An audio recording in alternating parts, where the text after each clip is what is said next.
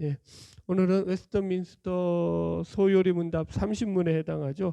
그리스도의 구속에 참여함에 대한 두 번째 시간을 가지려고 합니다. 그래서 이제 구원론을 우리가 이제 지금 다루고 있어요.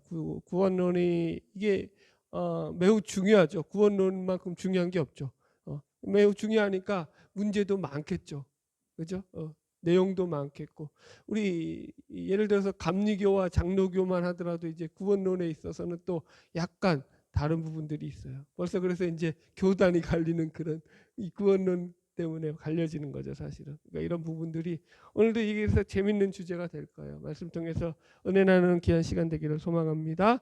그래서 첫 번째로 제가 다른 게 뭐냐면은 구원의 서정이라고 했어요. 그래서 여기 보면은 Order of Salvation 써놨죠. 그래서 구원의 과정 혹은 순서라고도 말하거든요. 그래서 이 구원의 서정이라는 말을 이제 우리가 써요. 그러니까 이게 뭐냐면 서정이라고 했는데 이게 이제 한문으로 보면은 차례 서자에다가 길이 정자 해가지고 우리가 구원받게 된 차례와 과정이라는 말을 이제 서정이라는 말로 쓴 거예요. 그러니까 보통 구원의 순서라고도 말하거든요. 그런데 이게 좀 오해가 있어요. 구원의 순서라고 하다 보니까 이게 좀 오해 소지가 있기 때문에 저는 구원의 순서라는 말보다는 그냥 이 신학적으로 구원의 서정이라는 말을 써요. 그래서 이제 그 말을 그냥 쓰기로 한 거예요. 구원의 서정. 그래서 이제 제가 정의했죠. 구원의 서정이 뭐냐면 성부 하나님께서 성자 예수 그리스도를 통해 이루신 구원을 성령 하나님이 각 사람에게 적용시키는 과정 또는 순서를 말한다. 이게 이제 구원의 서정이라는 거예요. 말이 좀 어려운데 그래서 이게 이제 라틴어로 오르도 셀루티스라는 말을 쓰고요. 이제 영어로는 Order of Salvation이라고 해가지고 이게 이제 칼빈이 쓴 말은 아니고요. 1724년에 부데우스라는 신학자가 자신의 조직 신학책에서 처음으로 이 말을 사용하면서 그러니까 18세기에 이제 처음 사용된 거죠. 그런데 이제 칼빈의 구원론과 연결돼서 잘 정리되어 있는 내용이죠. 그러니까 이 말 자체가 그러니까 아주 좋은 표현이기도 해요. 그래서 이 구원과 관련해서 이제 구원의 황금 사슬이라는 말을 16세기 말에 헤르만 렌데헤루스라는 사람이 썼고 황금 사슬이라는 말도 이제 윌리엄 퍼키슨이라는 사람이 썼거든요. 그러니까 이게 사슬이라는 게 뭐냐면은 연결되어 있는 거 아니에요. 그죠? 그러니까 우리가 구원에 관해서 이게 구원이라는 것이 얼마나 크고 넓어요. 방대하잖아요. 그래서 구원을 한 가지로만 설명하지 않고 성경에서도 아주 다양한 말로 설명하고 있다고요. 그죠? 중생이라고도 하고요. 그죠? 칭이라고도 하고요. 그죠? 그 다음에 회심이라고도 하고요. 아주 여러 단어로 양자됨이라고도 표현하고 있죠. 하나님의 아들됨. 여러 단어들로 표현되고 있기 때문에 이런 것들이 그냥 다 떨어져 있는 것이 아니라 구원의 사슬처럼, 그러니까 체인처럼 연결되어 있다라는 차원에서 이제 황금 사슬이다라는 표현으로 해요. 그래서 이제 이 구원의 서정에 대해서 우리가 좀 이제 오늘 시작하는데 나누려고 하거든요. 그래서 이제 먼저 이것은 이제 시간적 순서가 아니다 논리적 순서다. 이건 이제 이 장로교에서 이야기하는 주장인데 어쨌든 지금 이 웨스트민스터 소요리 문답도 그쪽에 기반하고 있기 때문에 저는 이제 거기에 기반해서 일단은 전체적인 설명을 할 거예요. 그래서 이제 구원의 과정이 있다라는 거예요. 일단 이런 거죠. 예를 들어 가지고 우리가 이제 제가 목사잖아요. 목사가 되는 과정이 있어요. 그냥 목사가 되는 게 아니라고요. 뭐 몰라요. 그러니까 막 이제 난무하는 어디 뭐 이제 군소신학 목사는 뭐 그냥 될 수 있을지 모르지만 예를 들어서 장로교라든가 우리 감리교 같이 큰 교단에는요 반드시 이 목사가 되는 과정을 다 거쳐서 수료를 해야 돼요. 예를 들어서 처음에 신학대학을 나와야 돼요. 신학대학 안 나와가지고 MDB, MM 뭐 그런 거 없으면 안 돼요. 일단은 그 자격증이 있어야 돼요. 그 다음에 신학대학 나와서도 제 때는 이제 신학대학 나와가지고 이 담임을 해야 돼요. 전도사로서. 그러니까 교회를 담임하는 자야 돼요. 교회 담임자야 돼요. 그래서 담임 전도사라고 했어요 그때는. 그래서 이게 서리 과정이 있고 준회원 과정이 있어요. 그래서 4년에서 5년 이 시간을 거쳐야 돼요. 그런데 이 시간을 그냥 가만히 있느냐 아니다. 거기 속에서 이제 매년마다 이 진급 심사를 봐야 돼요. 준이 이렇게 올라가는 거예요. 서리에서. 그래서 목사 과정 고시 자격 과정 고시 시험이 있어요. 이 시험을 매년마다 벌써 통과돼야 돼요. 이해하셨죠? 그 다음에 마지막에 이제 그래가지고 5년 지나고 나서 목사 이 과정고시를 보고 목사 안수를 받는 거예요. 이해하셨죠? 그러니까 이게 그냥 되어지는 게 아니라는 거예요. 이런 과정이 있다고요. 구원에도 이런 과정들이 있다라는 거예요. 그런데 이게 시간적인 과정은 아니라고요. 시간적인 과정. 그러니까 이게 무슨 얘기냐면은 물론 이제 감리교는 또 이거 시간적 과정이라고 해서 이건 좀 복잡하긴 하지만 어떤 간에 지금은 웨스트민스터 소요리 문답에 입각해서 내야 되니까 그쪽으로 보면 이런 거예요. 이건 논리적인 순서지 시간적인 순서가 아니라는 거예요. 제가 써놨죠. 예를 들어서 군대에 가면은요. 2등병에서 1등병이 되고요. 2병에서 1병이 되고 그다음에 상병이 되고 그다음에 반드시 뭐가 되죠? 병장이 돼요. 제대하기 전에 병장이 돼야지 제대하는 거야. 그죠? 이렇게 시간적 과정이 있단 말이에요. 순서적인 과정이. 그런데 이 구원의 순서는 이런 시간적 과정이 아니라는 거예요. 이게 한꺼번에 일어날 수도 있고요. 이게 뒤에 있던 게 앞에 일어날 수도 있다라는 거예요. 칭의와 뭐 성화와 뭐 중생과 그죠? 해심과 뭐 이런 것들, 양자됨 이런 것들이 이 논리적으로 일어난다고 해서 이걸 논리적이다라고 순서다라고 표현을 해요. 그래서 예를 들어서 이제 좀 설명을 드리자면은 이 구원의 과정은요 시간적으로 순서적으로 이게 바뀌어질 수도 있어요. 그러니까 조금 더 이제 구원의 과정에 들어가는 구원의 어떤 중심적인 내용들을 다루자면 우리 감리교회는 선의 은총을 얘기해요. 먼저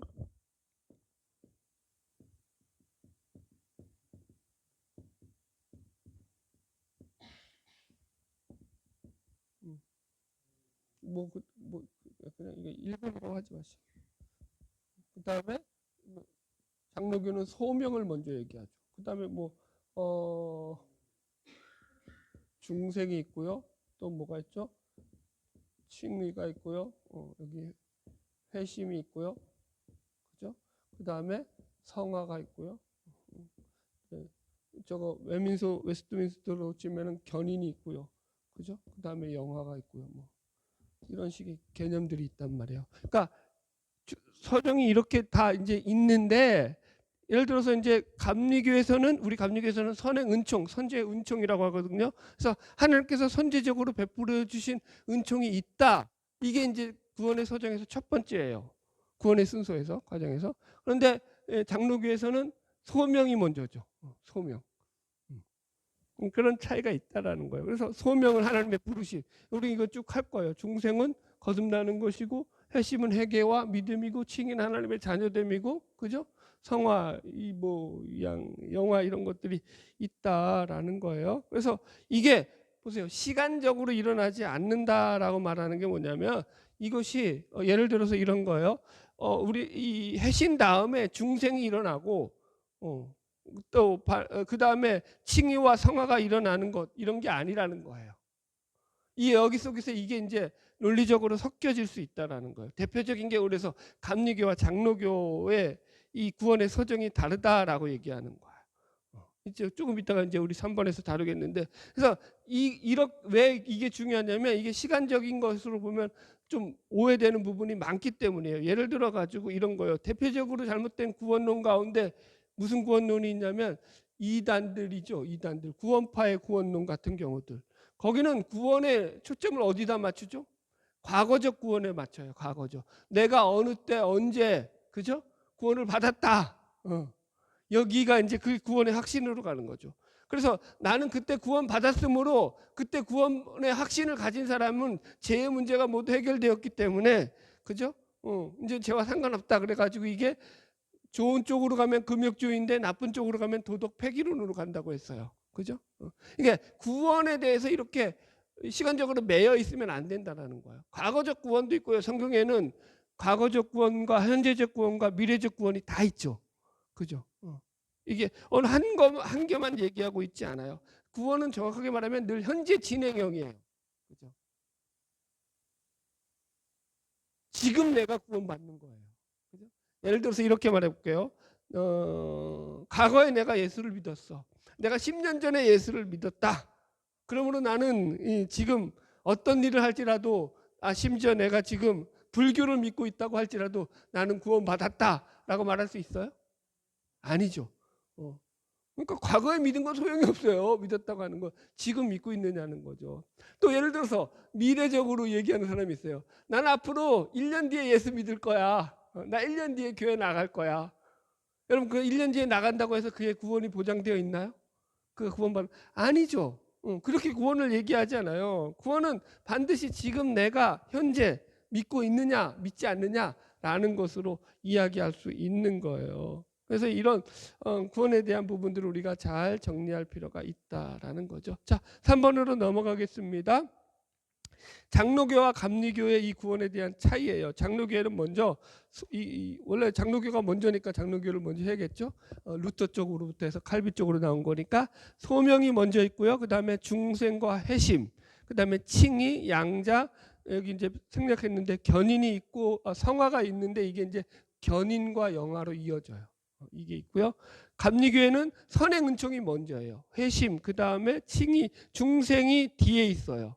그러니까 장로교회는 중생 다음에 이 소명 다음에 중생이 있고 나서 회심이 있는데 감리교회는 회심 뒤에 중생이 따라온다고 봐요. 그래서 양자와 성화가 양자됨과 성화가 그 뒤에 있고요.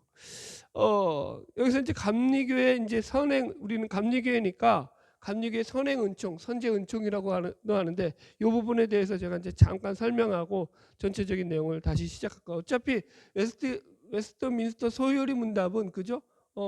이 마틴 루터와 칼빈에 이어지는 그 신학을 집대성한 것들이에요. 그래서 장로교 쪽의 색깔이 강하고요. 뭐 그게 전 나쁘다고 얘기하지 않아요. 그래서 그 부분을 우리는 또 중심적으로 다룰 거고요. 그럼에도 불구하고 우리는 감리교니까 감리교에서는 그럼 이 부분에 대해서 뭐라고 말하고 있느냐를 배우는 거죠. 그러니까 여러분들은 어디서도 배우지 못하는 걸 배우시는 거예요. 장로교 교리를 배우면서. 자, 해볼게요. 선행 은총이 뭐냐면 여기 써놨죠. 우리가 예수를 영접하고 구원받기 이전부터 우리를 위하여 역사하시고 우리를 구원으로 이끌어가는 은총이다라고요.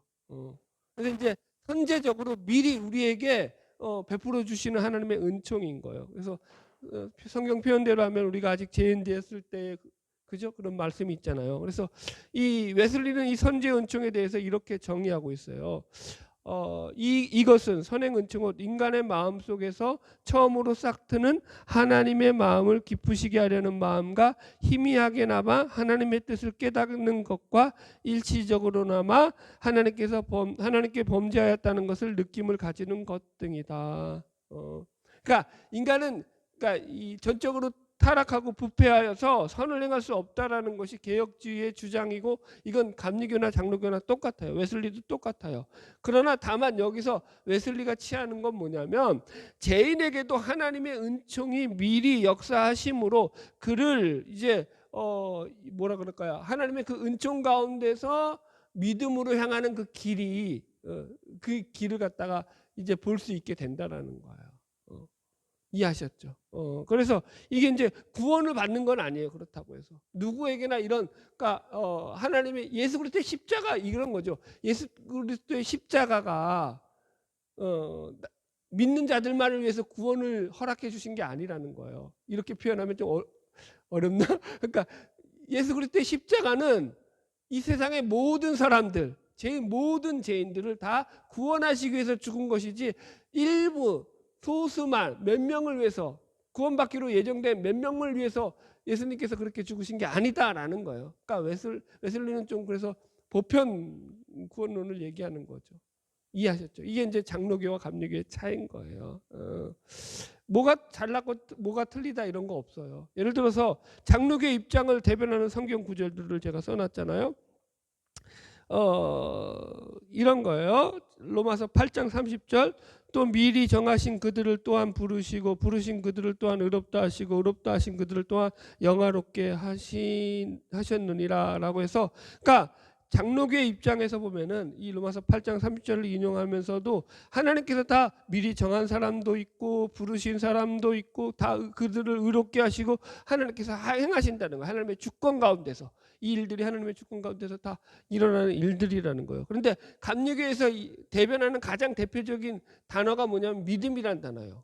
그러니까 이 웨슬리는 이 칼빈이 가진 이 예정이라는 단어 속에서 예정에서 이야기하고 있는 그 믿음이라는 단어를 그 예정론에서 빼왔다라는 공로가 있어요. 그러니까 믿음이라는 걸 빼왔어요. 이 예정론에서. 그러니까 믿음이라는 게 뭐냐면, 그러니까 이걸 그냥 전부 다 하나님께서 행하신다라고 보지 않고 어떻게 얘기하냐면 웨슬리는 거기 속에서 이제 하나님의 그 선행 은총 가운데서 우리가 반응하는 것이 있다라고 얘기를 해요. 그걸 믿음이라고 보는 거죠. 실제로 그렇죠. 그래서 로마서 성경은 이런 거죠. 사람이 마음으로 믿어 의에 이른다. 그래서 믿음으로 말미암아 구원에 이른다는 말이 무척 많이 나오잖아요. 그죠? 구원은 믿음으로 받는다고 나오잖아요. 이제 그 부분 뒤에서 우리가 다루긴 하겠지만, 그래서 이제 예를 들어서 이제 감리교 입장을 변화하는 성경 구절이 로마서 10장 9절로 10절이죠. 내가 만일 내 입으로 예수를 주로 시인하고 또 하나님께서 그를 죽은 자 가운데 살리는 것을 내 마음에 믿으면 구원을 얻으리니. 그래서 믿음으로 구원을 얻는다. 이런 얘기들을 하는 거죠. 그러니까 이것은요, 저도 이제 참 준비하면서도 복잡했던 게 뭐냐면, 이건 이제 신학적으로도 계속 현재도 논쟁이 되고 있는 거예요. 그러니까 이걸 갖다가 이게 맞다 저게 맞다라고 가면 어떻게 되는 거예요? 싸움밖에 안 되는 거예요. 근데 그렇게 가지 않아요. 그쪽도 있고 이쪽도, 성경은 어느 한쪽만 얘기하고 있지 않아요. 다 얘기하고 있죠. 그래서 이런 것에 대해서 누가 옳으냐라고 논쟁하는 것 자체가 이걸 갖다가 뭐라 그럴까요? 구원에 대해서 우리가 자꾸 이걸 갖다가 잘못 이해하고 있는, 평가하는 잘못된 방식이라는 거예요. 장로교와 감로교 모두 다 확실한 건 뭐냐면은 이 구원은 우리의 노력이나 행위로 이루어지지 않는다. 하나님의 절대 주권 가운데 이루어지는 것이다 라는 거예요. 아멘. 자, 그래서 제가 이제 간단하게 개혁주의자들이 그래서 구원의 서정에 대해서 어떻게 정리해 놓았는지를 잠깐, 대표적인 개혁주의자들 2명 예를 들었거든요. 루이스 벌코프, 유명한 조직신학자죠. 그의 조직신학 학원에 이렇게 얘기하고 있어요. 성경은 구속사역을 적용함에 있어서 적용하고 있는 정확한 순서를 자세히 서술하지 않는다는 사실 때문에 자연히 상이한 의견들이 발생한다. 사실상 교회들은 구원의 순서에 대해서 전혀 일치하지 않고 있다. 그죠? 순서에서 일치할 수 있다라는 거 없다는 거야. 없다. 그걸 딱 일치하면. 안토니 호크마라는 신학자도 마찬가지예요. 개혁주의 구원론에서 구원의 과정에서 나타나는 이러한 국면들은 동시적일 뿐 아니라 또한 상호적이다. 그러니까 이게 한꺼번에 일어날 수 있다라는 거예요. 칭의와 중생과 양자대 뭐 이런 것들이. 이해하셨죠? 무슨 말인지. 회심하면서 같이 이 중생이 이루어질 수 있다라는 거예요. 이게. 그러니까 꼭 기억해야 할 것은 여기서 구원의 과정은 이 현재의 삶 가운데 그러므로 종결되지 않는다라는 거예요. 내가 구원받았어 라고 해서 끝날 문제가 아니라는 거예요. 그래서 항상 이 믿는 자는 이 생에 있는 한 이미와 아직, 그죠? already, 그러나 not yet 사이에서 긴장 가운데 살아가고 있는 자들이다 라고 말하고 있다라는 거죠. 자, 어느 정도 정리됐죠? 네. 그래서 이제 이 5번째 마지막으로 이 구원론과, 그래서 이 부르심과 중생이 하나님의 단독 사역이라면 점점 더 이제 구원론에 있어서 그 뒤로 나갈수록 인간의 참여가 주어진다라는 거예요. 그러니까 구원의 서정에 있어서, 이 서정이라는 말이 좀 낯설긴 하지만 구원의 이제 그 구원의 그 과정 가운데서 예를 들어서 그 나타나는 주어들을 한번 제가 이제 쭉 짚어봤어요. 첫 번째, 여기 선행은총, 혹은 이제 장로교에서는 혹가적 부르심이죠. 소명이죠. 이 소명에 대해서 뭐라고 말하고 있냐면 이 주어가 누구예요? 하나님이라는 거죠. 누가 부르셨기 때문에 하나님이. 은총은 누가 주시는 거예요? 하나님이. 이해하셨죠? 그 다음에 두 번째, 회심, 회개와 믿음. 이거는 이제 제가 감리교 장로교를 다 합쳤어요. 이건 이 성령과 우리 인간들의, 믿는 자들의 이 공동 사역인 거예요. 그죠? 물론 여기 속에서는 반드시 성령의, 그죠? 인도하심이 있는 거죠. 성령의 이 부어주신 은혜가 있는 거죠. 그럼에도 불구하고 거기에 반응하지 않으면 여러분들 믿음이 생겨나요? 안 생겨나요? 안 생겨나요. 그러니까 반응이 있어야 되는 거죠. 그게 공동 사역이라고 표현한 거예요. 그러니까 효과적 부르심에 대해서 우리가 이제 또 더 뒤에 가서 이제 자세히 다루겠지만 예를 들어서 또 하나 참 빠지고 넘어갔는데 이런 거예요. 사람이 부르는 것은 부름이 아니라고요. 그 부르심은요. 예를 들어서 이제 이런 경우 많았어요. 옛날에 기도원에 가면은 기도원 원장이 그런 얘기 하잖아요. 내가 기도해 봤는데 하나님이 너 부르신다. 너 부르신 것 같다. 너 목사야 돼야 된다. 이거 여러분들 아니라고요. 그런 식으로 하나님 부르시지 않아요.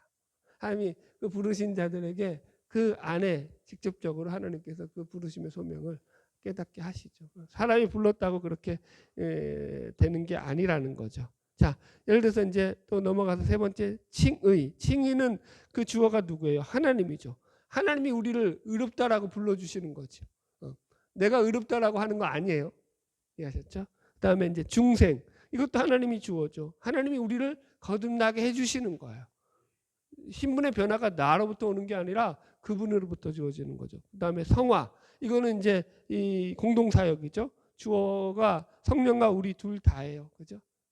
그러니까 이게 이제 회심이라든가 성화에서 이런 거예요. 내가 아무 노력도 안 하는데 내가 무조건 가만히 있는데 성령이 우리를 거룩하게 만들어 주시고 성령이 우리를 변화시켜 저절로 변화시켜 주더라.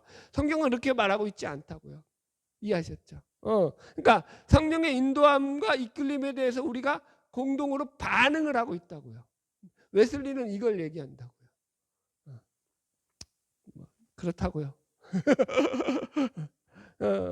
그럼에도 불구하고 이게 수동적이라고 늘 얘기해요. 구원론에서 우리의 구원은 참여되는 거예요. 수동적이에요. 웨슬리도 이걸 갖다가 그렇게 표현을 해요. 우리가 내가 주도적이 돼가지고 내가 적극적으로 구원을 이루어가는 게 아니에요. 그분이 우리 안에서 이루시는 구원에 우리가 참여되는 거예요. 자, 여기까지 하고 넘어갈게요. 자, 이제 30문. 그래서 이제 오늘 그리스도 답을 30문 답을 나누겠습니다. 제가 읽고 여러분들 다 같이 읽을게요. 제 30문. 성령은 그리스도가 사신 구속을 우리에게 어떻게 적용하십니까? 답. 성령은 그리스도가 사신 구속을 우리 안에 믿음을 일으키심으로써 그리고 이것에 의하여 우리를 효과적으로 부르실 때 우리를 그리스도와 연합시키심으로써 우리에게 적용하십니다. 그러니까 우리에게 어떻게 이 구원이 적용되어지느냐, 우리가 어떻게 구원받게 되느냐라는 것을 지금 세 가지로 얘기해요. 성령이 효과적으로 우리에게 적용하시는 방식이 첫 번째, 우리 안에 믿음을 일으키심으로써. 뭐라고요? 네, 믿음이라고 얘기해요. 믿음. 근데 이걸 누가 일으키시는 거예요? 성령이 우리 안에 믿음을 일으켜 주시는 거죠. 두 번째, 그리고 이것에 의해서 우리를 효과적으로 부르실 때, 효과적 부르심이죠. 그럴까요? 효과적 소명, 그죠?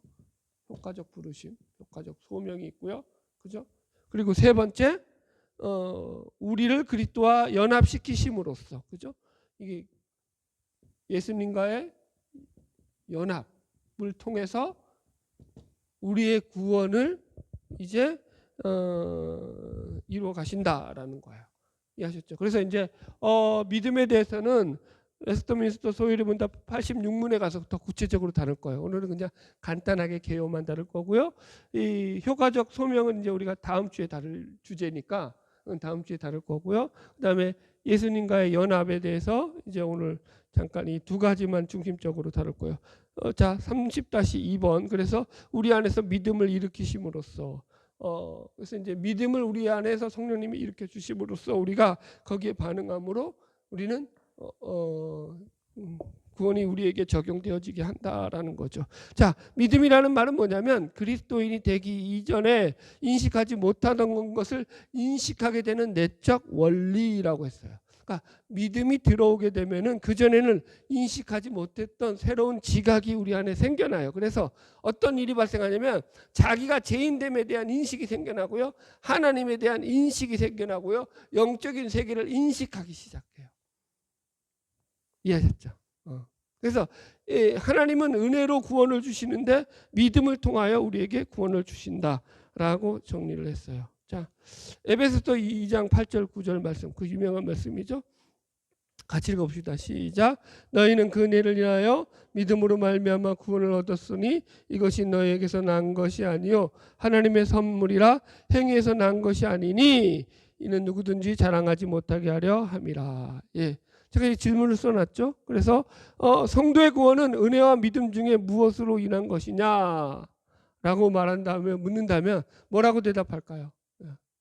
여러분 어떤 사람들은요 은혜로 받았다라고 말하기도 하고요. 어떤 사람은 믿음으로 받았다라고도 말하는데 그건 완전한 답이 될 수 있다 없다?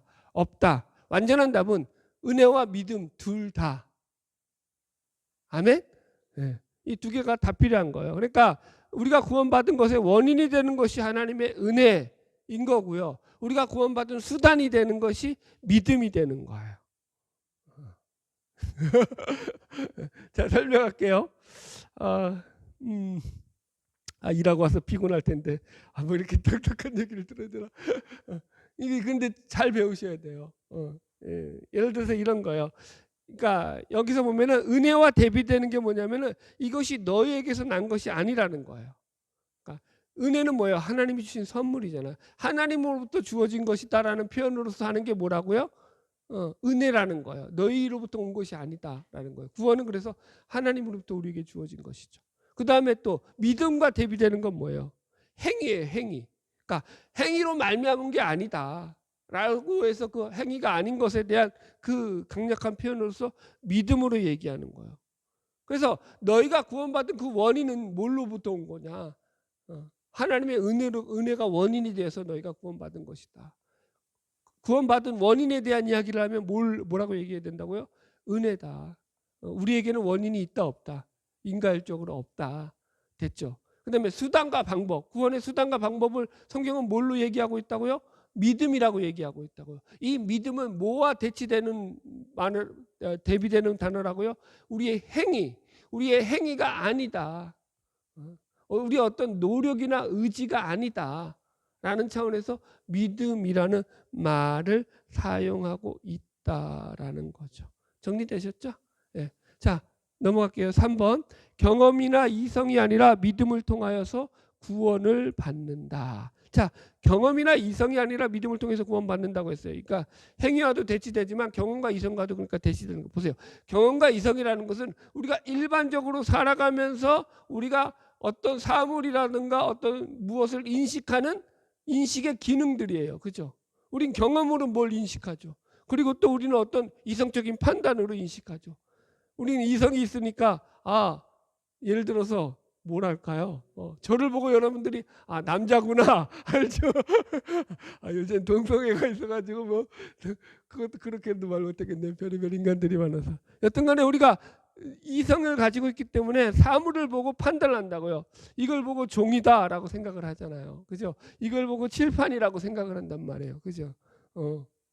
근데 이런 이성이 믿음에서는 작동이 된다 안 된다.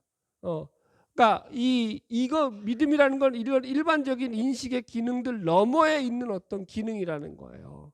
예를 들어서 이런 거예요. 보세요. 이게 보세요. 현실 너머에 있는 영적인 세계를 인식하는 거잖아요. 그죠? 하나님이 영이시잖아요. 그분에 대해서 인식하는 거잖아요. 그죠? 신앙이라는 게. 그런 것들은 전부 다 현실 너머에 있는 존재들이고 그런 것들을 인식한다는 것은 신비고 초월이고 기적이라는 차원에서 이게 일반적인 이성과 어떤 상식적인 판단으로서 인식되어질 일이 아니다라고 말하는 것입니다. 할렐루야. 네, 그래서 이제 믿음은 이 정도만 정리를 할게요. 네. 그래서 우리가 이 믿음을 통해서 우리에게 이 믿음을 주심으로써 우리가 구원에 이르는 그런 은혜를 누리는 거죠. 자, 3번. 그리고 그리스도와 연합시키심으로써. 그래서 여기 써놨죠. 성령님이 구원을 효력 있게 우리에게 적용하시는 방식 두 번째는 성령님께서 우리를 그리스도와 연합시키심으로써 적용을 시키신다. 그래서 신자들이 그리스도와 갖는 연합은 하나님의 은혜의 사역으로 이것에 의해서 그들은 그들의 머리와 남편이신 그리스도와 영적으로 신비하게 그러나 실제적으로 분리되지 않고 결합이 된다 라고 얘기를 해놨어요. 그러니까 이게 예를 들어서 이제 성경 구절들을 안 찾을게요. 신랑과 신부로서의 연합이 있죠. 예수를 믿는 자들은. 그래서 성경에서 늘 우리를 뭐라고 말해요? 그리스도의 신부된 자들이라고 얘기하죠. 신랑 대신 예수를 맞는 준비를 하는 신부라고 얘기를 하죠. 자, 신랑과 신부라는 것이 어떤 거예요? 부부라는 것이 어떤 거예요? 요즘은 뭐 워낙 이 세상이 좀 변해서 그런지 부부라고 하더라도요, 이게 경제 주머니도 다 따로따로 차가지고 네 돈은 네가 걸려고 내 돈은 내가 걸려고 막 그러잖아요. 옛날에 안 그랬죠? 예. 그런 뭐네 주머니가 내 주머니고 내 주머니가 내 주머니고, 그죠? 그런 게 어디 있어요, 다. 부부라는 게 재산이 다 같았죠. 남편이 벌어오는 걸 모르는 게 없죠. 다 알죠. 예. 그러니까 남편은 그거 안 뺏기려고 하죠. 비상금을 딱 거기다 안에 몰래 숨겨가지고 숨겨뒀다가 들키면 또 이제 다 뺏기는 거고. 그러니까 부부라는 게 여러분들 모든 게 공유되는 거예요. 그냥 한 집에서 같이 사는 게 살기만 하는 게 아니죠. 같이 연합되어진다는 개념이잖아요. 그래서 둘이 한 몸을 이룬다라고 말하죠. 이런 연합을 통해 가지고 우리가 그러니까 구원이라는 것이 단순히 그냥 내가 예수 믿어서 천국 간다 이게 아니라 그리스도와의 연합됨이 반드시 있어짐으로 말미암아서 이게 성령에 의해서 이루어지는 일이다라는 거예요. 그래서 성령론이라고 한다고요. 그죠? 그다음에 그리스도와의 지체적인 지체로서의 연합이 있죠. 예수님은 우리의 머리가 되시고 우리는 그의 몸으로서 연합이 되죠. 보세요. 몸 따로 머리 따로가 가능해요, 불가능해요? 그럼 머리 없는 귀신 되는 거죠. 그럴 수가 없죠. 머리와 몸이 연합되어 있는 거죠. 그러니까 우리가 예수 그리스도 안에서 연합이라는 것은 서로 뗄래야 뗄 수 없는 그런 관계적 연합 속에서 우리는 함께 구원을 이루어 간다라는 거예요. 이게 얼마나 놀라운 일이냐면은 보세요. 그리스도와 지체로서 연합되어 있다라는 것은 한 몸으로서 연합되어 있다라는 것은 하나님이 보시기에도 우리가 그렇게 보인다는 거예요. 우리를 볼 때 하나님이 그러니까 어떻게 보는 거예요? 그리스도를 보듯이 우리를 보시는 거죠. 이게 좀 와닿아야 돼요. 우리가 예수님처럼 하나님 앞에는 어떻게 귀한 존재로 사랑스러운 존재로 보여지는 거예요. 보세요. 여러분 우리는 여전히 약하잖아요. 시험에 들고 연약하고 넘어지고 여러분들. 우리는 온전해지려고 노력을 하지만 그러면서 늘 힘들어할 때가 있죠. 그런데 영원성이라는 게 뭐라고 했어요? 하나님의 시간에 제약이 있다고 했어요? 없다고 했어요? 없다고 했어요. 그러니까 하나님은 시제가 없어요. 그러니까 우리를 볼 때 우리의 현실, 지금 넘어져 있는 우리의 현실, 우리는 지금 야약해서 시험에 들려고 하는 우리의 모습, 또 어떤 낙심 가운데서 좌절하고 있는 우리의 모습으로 보는 게 아니라 이제 모든 것을 다 이루어서 완성되어져 있는 우리의 모습, 구원의 완성으로서 서 있는 모습, 그리스도와 연합되어서 서 있는 모습. 예를 들어 이런 거예요. 예를 들어서 이제 어릴 때 그 질질 울면서 놀았던 그 어린애가 있어요. 그래서 까불까불하고 놀았는데 얘가 컸네. 한 30년이 지나서 만났는데 얘가 무슨 큰 회사에 그죠? 사장이 돼 있고 무슨 어느 기업의 오너가 돼 있고 혹은 무슨 좋은 직장을 가지고 있고 그 리더가 돼 있고 어떤 큰 조직에 그렇게 됐을 때 그죠? 어이구 이렇게 변했어라고 말할 수 있는 거잖아요. 마치 이와 같이 하나님을 우리를 본다라는 거죠, 여러분들. 재밌는 예화 하나 하고 말씀 정리할게요. 제가 이제 옛날 모교에 있을 때 이제 그 교회에서 이제 있었던 일이에요. 신발 갔는데 이제 이 백 권사님이라고 여자 권사님이에요. 그 권사님은 남자 권사님이 아니라 우리 백 권사님이 아니라 이 권사님이 있는데 이 여자 권사님이 소리를 잘 못 들으셔. 왜 못 듣냐면은 남편한테 맞아서 고막이 터진 거야 여기가. 이 남자가 그러니까 아주 손버릇도 안 좋고 인간이 좀 그런데 이분이 이제 간증을 하는 거야. 이걸 가지고 고막이 터진 거 갖고 간증을 하는데 어떻게 간증을 하냐면요.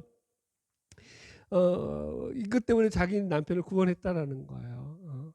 그래서 이게 한 대 맞고 고막이 터졌을 때 귀에서 막 피가 나고 그러니까 이제 이 인간이 이제 놀란 거지. 자기 때리고 나서 이렇게 사고 터졌으니까. 그래서 병원에 가가지고 다 해보니까 이제 고막이 터진 거예요. 나가버린 거예요. 아예 이제 고치지도 못한 거예요. 그래서 이제 이 큰일 난 거지. 만약에 이 여자가 그때는 이제 이 남자가 교회 안 다닐 때죠. 이게 뭐야, 경찰에 신고하면은, 가정 폭력으로 신고하면은 이건 이제 뭐야 이거, 병원에 가서 진단서도 끊었겠다. 깜빵 보낼 수 있는 거지. 오라 잘 됐다 이거지. 근데 이제 이분이 이제 권사님이잖아요. 예수를 잘 믿잖아요. 남편을 구원해야겠으니까 어떻게 하겠어요? 당신 깜빵 갈래? 내 말 들을래? 두 개 중에 하나 택하라는 거지. 협박을 한 거죠. 자기 이제 이참에. 그래가지고 내가 당신 경찰에 고소 안 하는 대신에, 깜빵에 안 넣는 대신에 딱 1년만 나 따라 교회 다녀라. 내가 그러면 내가 당신 봐주겠다. 그래가지고 질질 끌려가지고 어쩔 수 없이 이 한량 같은 남봉꾼이었던 이 남자가 교회에 끌려 나온 거예요. 1년 동안. 그러면 나오면서 이제 몰라요. 내가 봤을 땐 별로 안 변했는데 그때부터 이제 신앙생활을 한 거야. 어쨌든 교회가 크니까, 교회 이제 연도 많고 남성 교회도 발달 잘 돼 있고 서로 이제 열려해가지고 그렇게 어울리다 보니까 이제 벌써 이제 한 10년 20년이 흘러가지고 이 남자도 권사가 된 거예요. 그리고 남성교회 회장까지 하면서 아주 그냥 거들먹거리면서 큰 소리 빵빵 치고 있는데 모습은 여전히 건달 모습같이 껄렁껄렁 되는데 되게 우습죠. 그런데 이제 그 얘기를 듣기 전에는 이분이 되게 이 남자가 신앙이 좋은 것처럼 들었다가 그 얘기 딱 이제 백 권사님이라는 분한테서, 여자 권사님한테서 사연을 다 듣고 나니까 저 인간이 저래서 예수. 여러분, 그러니까 여러분들 그게 보세요. 우리가 볼 때는요, 정말 여러분들 아무것도 아닌 건데 하나님이 우리를 그렇게 귀하게 봐주시는 거죠. 그래서 하나님 안에서 구원받는 자로 우리가 불림 받은 것입니다. 자, 결론적으로 갈게요. 2번, 그리스도와 연합시키는 분도 성령님이시다. 사람의 결심과 관련된 모든 마음의 변화와 행동은 다 성령님의 사역의 결과이다. 그래서 이렇게 웨스트민스터 소요리 문답은 일관되게 구원론을 인간의 관점이 아닌 하나님의 관점에서 말하고 있어요. 이게 이제 사실은 감리교와의 약간 차이예요. 우리 감리교는 인간의 관점을 좀 강조를 하죠.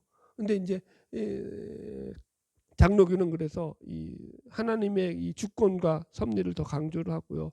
근데 그럼에도 불구하고 우리가 여기서 중요한 건 이거예요. 이게 결국 감리교도 마찬가지거든요. 내가 무엇을 결심을 하고 내가 결단을 해서 어떤 것을 이루기 이전에 나를 향하신 성령 하나님의 구원의 사역의 결과로서 내가 구원에 이르렀다라는 거예요. 그래서 이게 여러분들 조심해야 될 게 그거예요.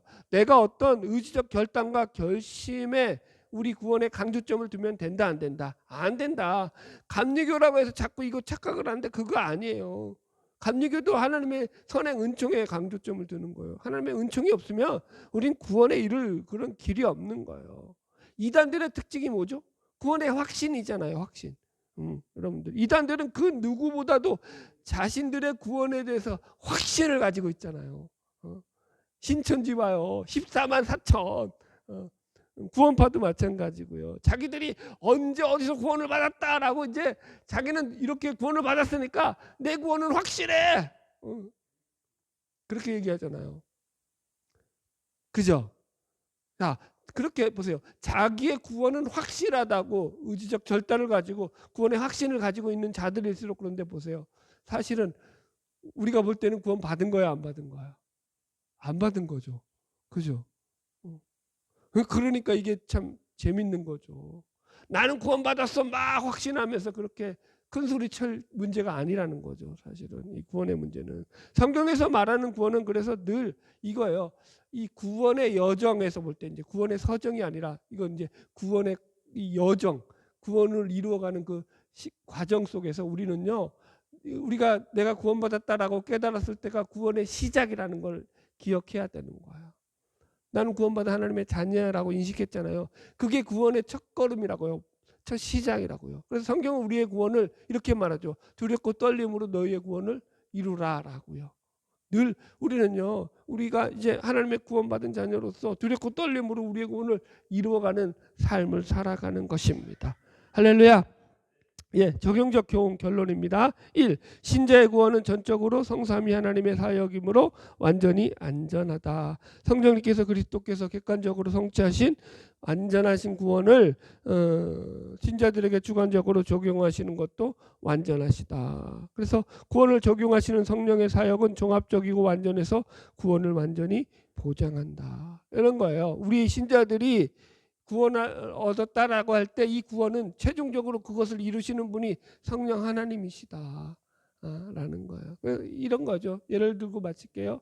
이제 어릴 때 애들을 데리고 이제 냇가를 건너갈 때 냇가에 징검다리가 있어요. 그러면 이제 아이들이 어리니까 무섭잖아요.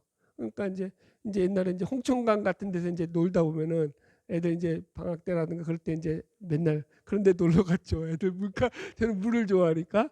그러면 이제 애들하고 이제 그 징검다리를 건널 때가 있어요. 그 징검다리를 건너면 애들이 무섭잖아요. 물에 빠질까 봐. 그럼 어떻게 할까요? 조망만한 손으로 제 손을 꽉 잡아요.